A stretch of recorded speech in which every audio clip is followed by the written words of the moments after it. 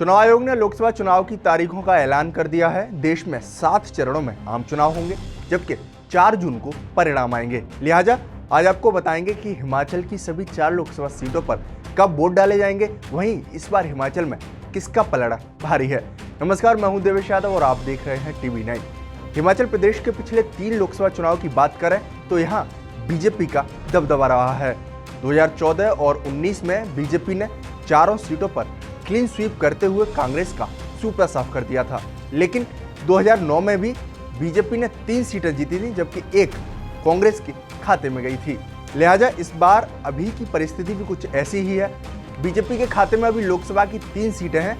दरअसल 2019 में हुए लोकसभा चुनाव में बीजेपी ने क्लीन स्वीप किया था, लेकिन 2021 में बीजेपी सांसद रामस्वरूप शर्मा की संदिग्ध हालत में मौत के बाद मंडी सीट पर उपचुनाव हुआ था, जिसमें हिमाचल कांग्रेस के अध्यक्ष प्रतिभा सिंह ने जीत दर्ज की थी।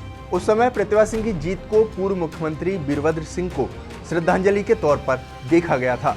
बहरहाल इस बार की बात करें तो हिमाचल में पहले फेज में ही वोट डाले जाएंगे। 19 अप्रैल को पहले चरण का मतदान होगा, जब राज्य की सभी 4 सीटों पर चुनाव होगा।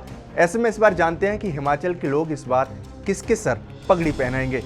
प्रदेश की सत्ता में अभी कांग्रेस काबिज है। ऐसे में जाहिर है सत्तारूढ़ पार्टी पर चुनाव जीतने का दबाव ज्यादा रहेगा। हालांकि लोकसभा चुनाव की राह कांग्रेस के लिए आसान नहीं रही।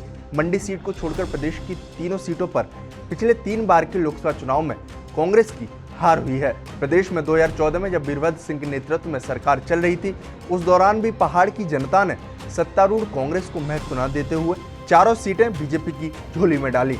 साल 2019 के चुनाव में जब भाजपा प्रदेश की सत्ता में थी, उस दौरान बीजेपी ने जीत के कई रिकॉर्ड बनाए और कांगड़ा सीट पर 2019 में बीजेपी के किशन कपूर ने देश में सर्वाधिक 72.02% वोट लेने का भी कीर्तिमान अपने नाम स्थापित किया था। इसके साथ ही राज्य की 3 अन्य सीटों पर भी बीजेपी ने 3.25 लाख से अधिक वोटों के अंतर से जीत दर्ज की थी। बहरहाल आज की बात करें तो शिमला जिला को कांग्रेस का गढ़ माना जाता है, लेकिन इस सीट पर कांग्रेस आखिरी बार 2004 में चुनाव जीत पाई थी। उस समय कांग्रेस के धनीराम शांडिल्य कांग्रेस के सांसद बने थे। इसके बाद 2009, 2014 और 2019 में शिमला सीट पर भाजपा ने कब्जा जमाया था। वहीं कांगड़ा सीट पर भी कांग्रेस को आखिरी बार 2004 में जीत मिली थी। उस दौरान चंद्र कुमार यहां से सांसद चुने गए थे, जबकि 2009 में बीजेपी से राजन सुशांत, 2014 में शांता कुमार और 2019 में किशन कपूर चुनाव जीतकर दिल्ली पहुंचे। इसके साथ ही हिमाचल की हॉट सीट और हाई प्रोफाइल सीट कही जाने वाली हमीरपुर सीट की बात करें तो यहाँ पर 26 साल से बीजेपी का कब्जा है। साल 1996 में हमीरपुर सीट आखिरी बार कांग्रेस ने जीती थी, जब कांग्रेस के विक्रम सिंह ने हमीरपुर से जीत दर्ज की थी। अभी की बात की जाए तो यहाँ से अनुराग ठाकुर लगातार 4 बार चुनाव जीत चुके हैं। 2019 के लोकसभा चुनाव में उन्होंने कांग्रेस के रामलाल ठाकुर को यहाँ से हराया था। आइए अब आते हैं मंडी सीट पर।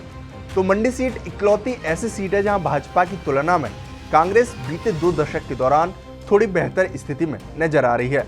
यहाँ 2009 से अब तक 3 आम चुनाव और 2 उपचुनाव हुए, यानी कुल 5 चुनाव में 3 बार कांग्रेस और 2 बार बीजेपी ने यहाँ से जीत दर्ज की है।